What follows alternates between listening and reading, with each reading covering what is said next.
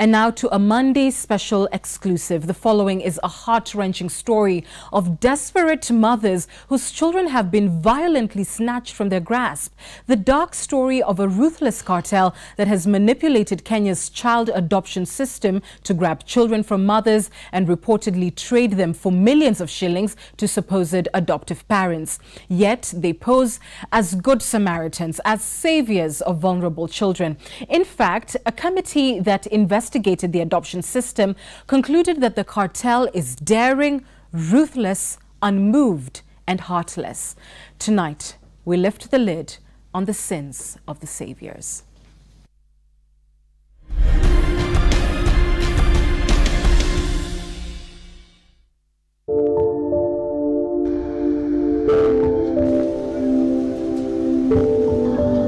May 2014. A mother so poor to afford giving birth in a hospital is left to her own devices. To conceal her identity, we call her Magdalene. Braving the pangs of labor, Magdalene becomes her own midwife. She manages to bring her 8th child to the world safely. Good. But childbirth left her weak, hungry, and sick. She feared for her newborn. On the 7th day, she mustered strength to get out and find some food and medicines. Kurundi nikapata watu wamejazana hapo. Wakaniambia fungua mlango.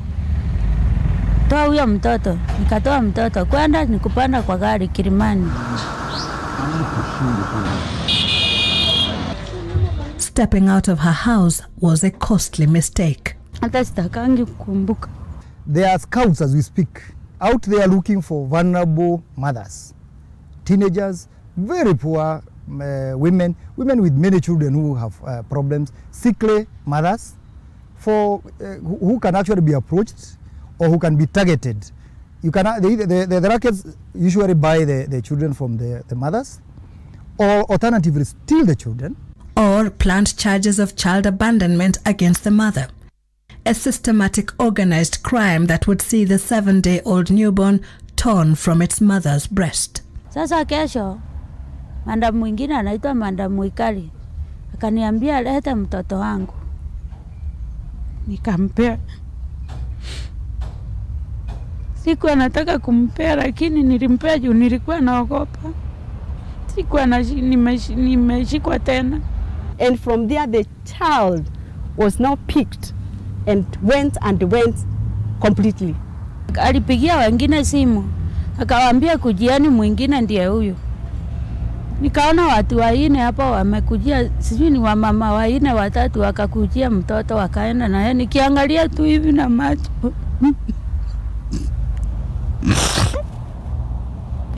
Kiangalia tu hivi na macho.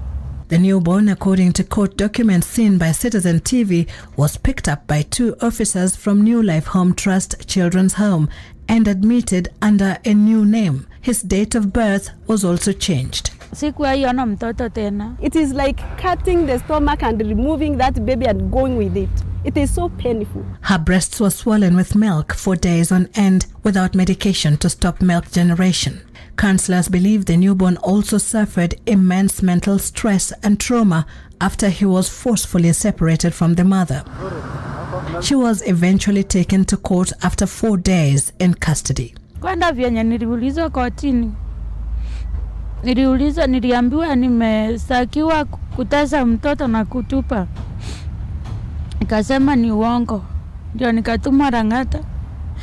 Kutumwa Rangata siku 14. Despite the charges, the law expressly prohibits separation of a child from their mother up to the age of 4 while the mother is in custody, remand, or jail. Nikawaambia mimi siwezi endelea na kesi bila kupewa mtoto. Nikaambiwa hiyo iwezi zuia uendelee na kesi. She was sent back to remand for another 14 days. This was done repeatedly until 6 months lapsed. She was then released to serve her sentence in the community.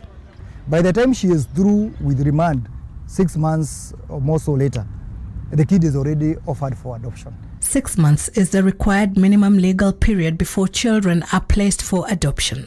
Despite knowledge that the mother was locked up at Langata Women's Prison, a final police letter dated November 21st, 2014, authorizing adoption reads in part, quote, efforts to trace the parents have proved fruitless and no claims have been made to date.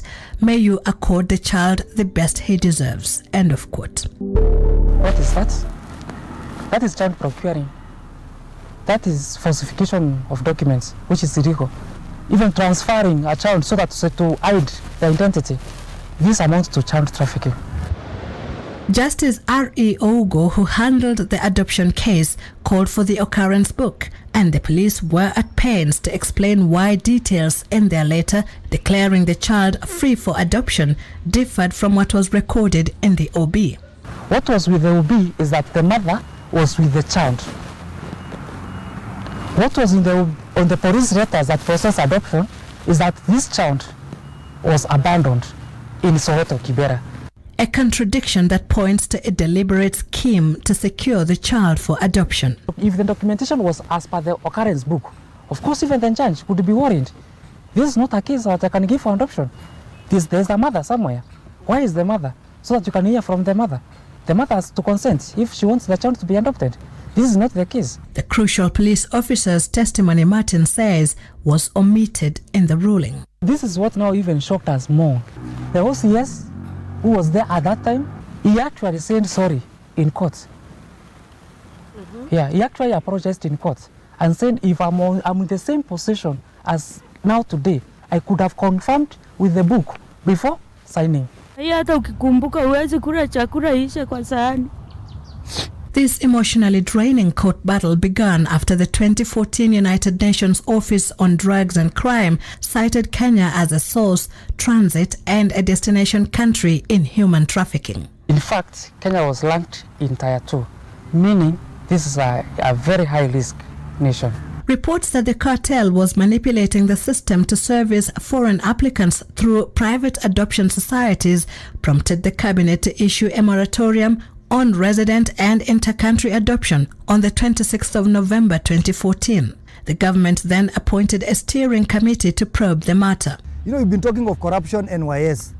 I think we have a bigger scandal where our vulnerable children have actually become sugar, they have become maize, they have become vehicles, they have become items to be traded, and foreigners are actually queuing to buy our kids. A complex cartel is trafficking children through adoption, according to the report of the steering committee seen by Citizen TV.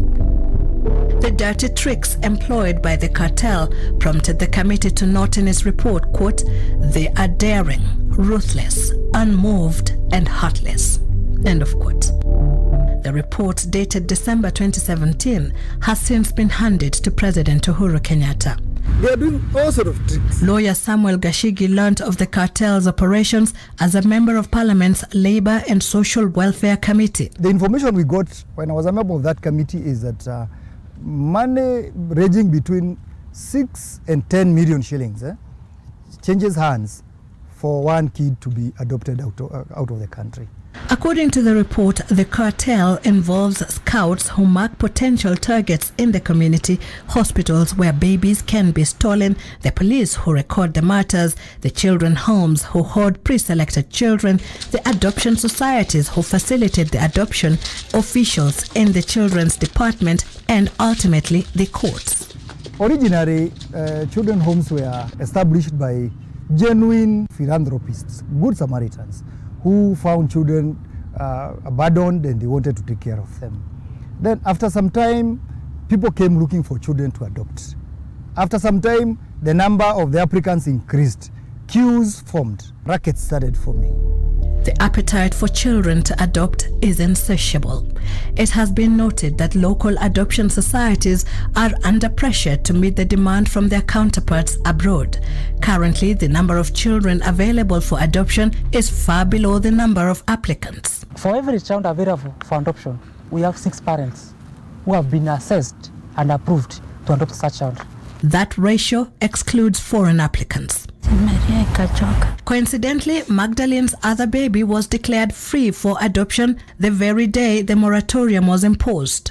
All through she thought that the child was with the father. Unfortunately, where she took that child to, the child had been taken to a home. Separated from her husband and with another mouth to feed, Magdalene had taken the then 1-year-old child to his uncle, expecting he would be taken to the father. However, police documents filed in court indicate he was rescued by a Good Samaritan and was subsequently admitted to the same home as his baby brother and processed for adoption by the Little Angels Network after 6 months of stay. Majority of children's homes are just sources of chattels called children. In the many children's homes that have been closed in the recent years, we have found out more than 90% of these children are families, and we have reunified them.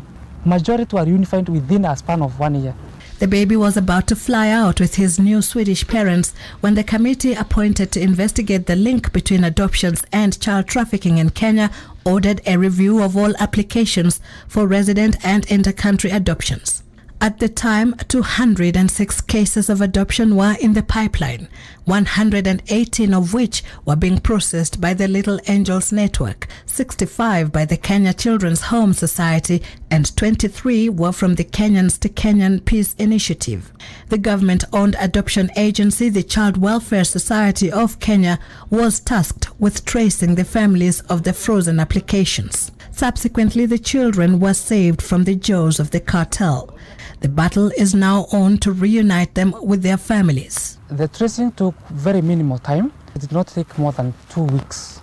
The police reported that they couldn't find the families after 6 months of searching. We have come to a conclusion that police rarely do the tracing. It does not happen.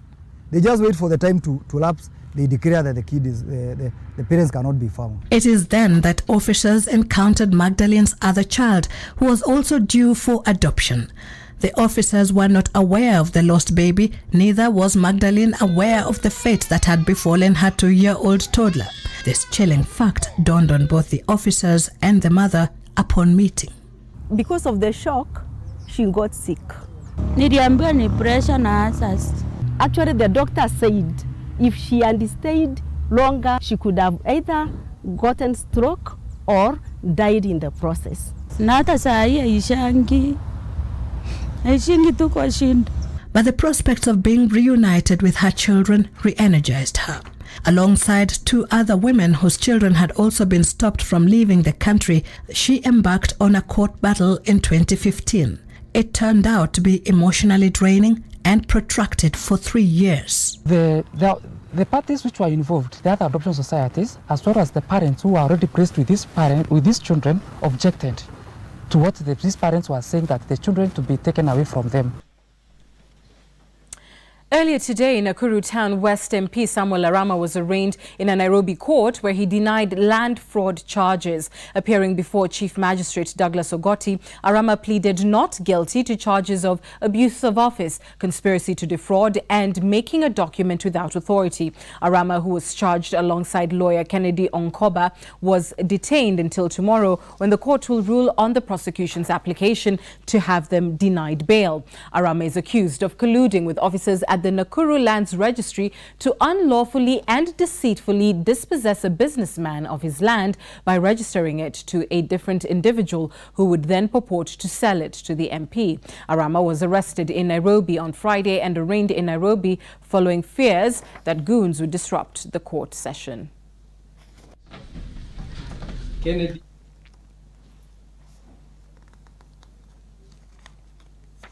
And now to a Monday special exclusive. The following is a heart-wrenching story of desperate mothers whose children have been violently snatched from their grasp. The dark story of a ruthless cartel that has manipulated Kenya's child adoption system to grab children from mothers and reportedly trade them for millions of shillings to supposed adoptive parents. Yet they pose as good Samaritans, as saviors of vulnerable children. In biological parents, she wasn't fully persuaded that it was the best interest of the child in the case of her toddler. She says, quote, "The applicant having abandoned him once before, it is not entirely unfathomable that she would do so once again." End of quote.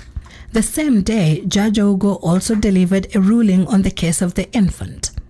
stating that the biological mother, Magdalene, is by now a total stranger to the child in question. She went on to state, "In my view, uprooting the child from the current home environment and the only family he knows to another place faced with strangers is not in the child's best interest." We are in shock. Actually, we are in denial that these are not the ruling. Huyu nimezaa juzi, sinaona nimemlea ni mtoto. Anatembea sahi. Au ndio nitashindwa na kulea. She couldn't bear to hear the ruling and was hiding in the toilet when it was read out. The case of her friend, a young grandmother who had also suffered a double blow, had just been read. I wish that judge who ruled that case is listening to me. She denied me the love of my own child. And I remember one day in court she assured me that she's a mother. What kind of a mother is that? Who could rule a Kenyan child to go to another country? I don't know which country.